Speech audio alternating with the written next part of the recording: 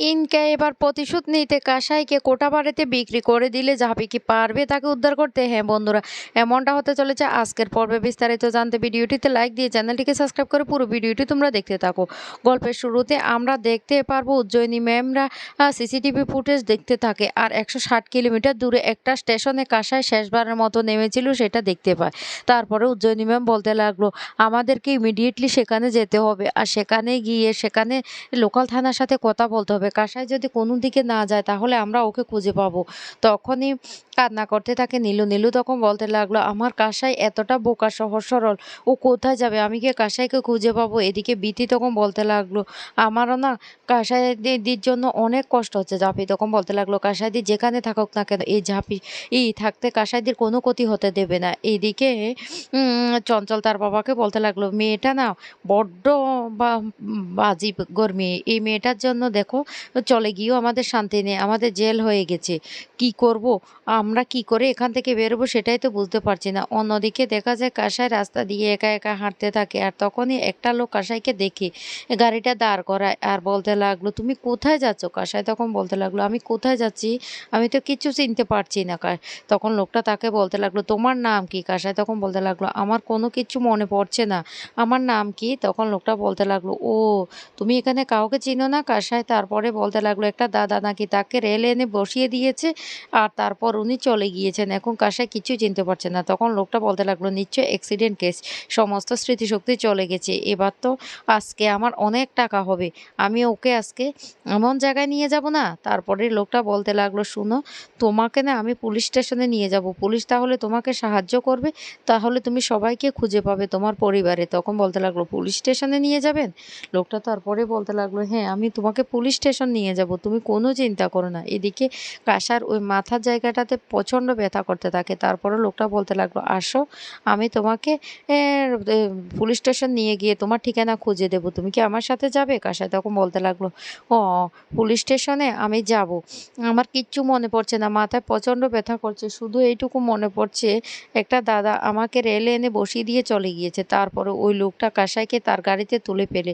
এইদিকে চঞ্চলের বাবা বলতে লাগলো এই নীলু, নীলু রে একটা ভুল হয়ে গেছে, তাই বলে তুই ওরা আমাকে এত বড় শাস্তি দিবি? আমি তো তোর বাবা, প্লিজ তুই আমাকে এখান থেকে ছাড়িয়ে নিয়ে যা। এই কথাটা বলার সাথে সাথে নীলু তখন প্রচণ্ড রেগে যায়। এদিকে উজ্জয়িনী ম্যাম আর সোহিনী ম্যাম মিলে বলতে লাগলো আমাদেরকে যত তাড়াতাড়ি সম্ভব কাসাই আর ওখানে যেতে হবে, না হলে মেয়েটা হুটহাট করে কোথাও যদি চলে যায় পরে অনেক বড় বিপদ হতে পারে। অজানা অচেনা একটা জায়গায় মেয়েটা গিয়ে পৌঁছেছে, তাও আবার এত কিলোমিটার দূরে।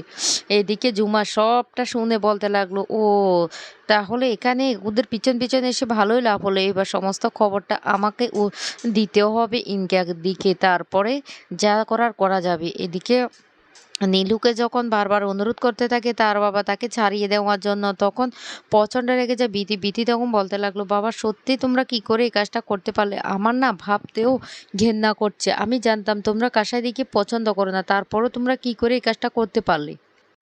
দীপ তখন প্রচণ্ড রেগে যায়, রেগে গিয়ে বলতে লাগলো ও আমার ভাই বোনটাকে আপনারা কি করছেন, কোথায় পাঠিয়ে দিয়েছেন, এখন আপনারা এসব কথা বলছেন?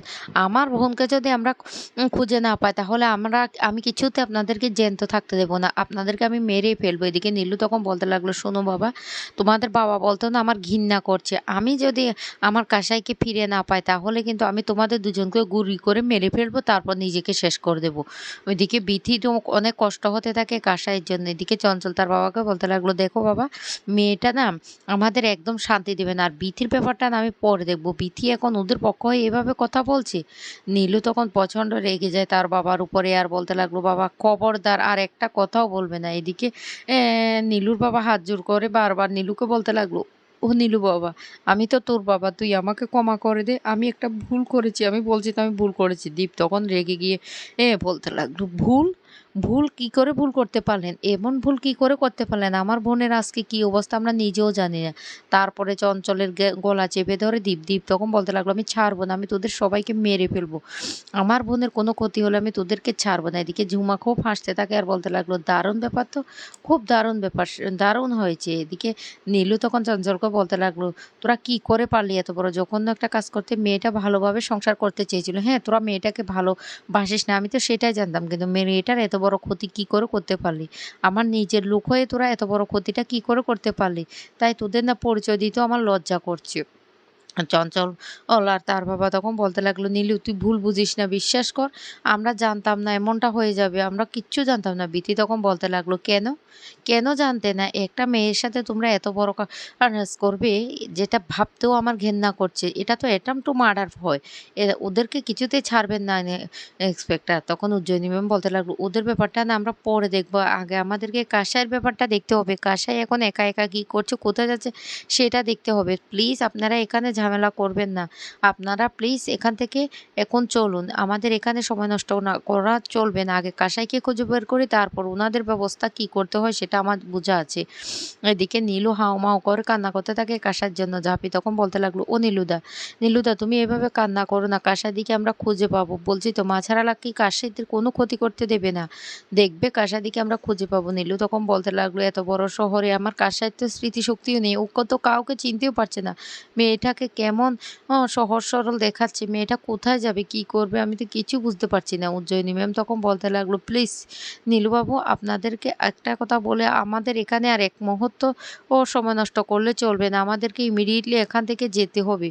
না হলে আমরা কিছুতে কাসাইকে খুঁজে পাবো না।" বিথি তখন বলতে লাগলো, "তোমাদের না বাবা আর দাদার পরিচয় দিতে আমার ঘেন্না করছে। বিশ্বাস করো বাবা বলল আমার খুব কষ্ট হচ্ছে। কারণ তুমি একটা মেয়ের এত বড় ক্ষতি কি করে করতে পারলে?" জাপি তখন বলতে লাগলো, "চলুন উজ্জয়িনী ম্যাম, আমাদেরকে আগে কাসাইদিকে খুঁজে বের করতে হবে। তারপর আমি ওদেরকে দেখে নেব। আমি তো ওদেরকে ছাড়বো না।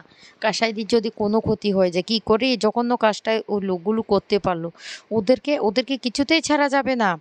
দীপ তখন বলতে লাগলো, "কাসাই, কাসাই আমি আমার বোনটাকে কি খুঁজে পাবো?" কাসাই তখন বলতে লাগলো, "আগে আমাদেরকে বাড়িতে জেঠিমাকে তো সবটা জানাতে হবে। কারণ জেঠিমা না হলে পরে আমাদেরকে দোষারোপ করবে। সত্যিটা কি জেঠিমাকে যতক্ষণ না পর্যন্ত জানাতে পারি ততক্ষণ আমার মনটাও শান্ত হচ্ছে না।" নীলু তখন বলতে লাগলো, "আমি কি মুখ নিয়ে মায়ের সামনে গিয়ে দাঁড়াবো? আমি তো উনার মেয়েকে ঠিকভাবে খেয়াল করে রাখতেই পারলাম না।" তখন জাফি বলতে লাগলো, "নীলুদা তুমি এইভাবে বলো না। তুমি তো এখানে কিছুই করোনি। তুমি তো একটা কাজে গিয়েছিলে।" দীপ তখন যাওয়ার আগে বলতে লাগলো, "শোনো চঞ্চল, আমি তোমাদেরকে আবারও বলছি, আমার বোনের কোনো বড় ক্ষতি হলে আমি তোমাদেরকে শেষ করে দেব। আমি এটা তোমাদেরকে জানিয়ে দিয়ে গেলাম। দরকার পড়লে তোমাদেরকে শেষ করে দিয়ে তারপর আমি নিজেকে শেষ করে দেব। আমি তোমাদের বাঁচতে দেব না। আমার বোনের যদি কোনো ক্ষতি হয়ে যায়।" এদিকে জাপি তখন বলতে লাগলো, "দীপ এভাবে মাথা গরম করো না। এই মুহূর্তে আমাদের মাথা ঠান্ডা রাখি কাজ করতে হবে।" অন্যদিকে ইনকা খবরটা পেয়ে যায় ঝুমার কাছ থেকে। আর ইনকা তখন বলতে লাগলো, "ভালোই তো হয়েছে। আমাকে অপমান করেছে। ওই আন্টি পর্যন্ত আমার গালে চড় মেরেছে। আমাকে ঘাড় ধাক্কা দিয়ে বাড়ি থেকে বের করে দিয়েছে। এবার তো আমি বদলা নেবই। ঠিক আছে কাসাইকে এবার আমি কি করে দেখো।" ঝুমা তখন বলতে লাগলো, "আমি পাক্কা রিপোর্ট তোমাকে দিয়েছি। এবার তুমি যা ব্যবস্থা করার করো।" তারপরে ইনকা সেখানে লোকের সাথে কথা বলে সে কাসাইকে একটা কোটা বাড়িতে বিক্রি করে দেয়। আর কোঠা বাড়িতে এসে কাসাই অবাক হয়ে যায়। কাসাই তখন বলতে লাগলো, "এটা তো একটা কোঠা বাড়ি। আমি কোথায় এসেছি?" তখন সেখানে একজন বলতে লাগলো, "আরে আমি তোর মা। তুই আমার কাছে এসেছিস। আজকে ওর জামাই আসবে। তোর জামাই না তোকে খুব ভালোবাসবে।" তখন কাসাই রীতিমতো চমকে যায়। অন্যদিকে দেখা যায় কাসাই আর মা বাড়িতে খুব কান্নাকাটি করতে থাকে। জাপি তখন বলতে লাগলো, আমাদেরকে কাসাইকে যেখানে আছে সেখান থেকে উদ্ধার করতেই হবে।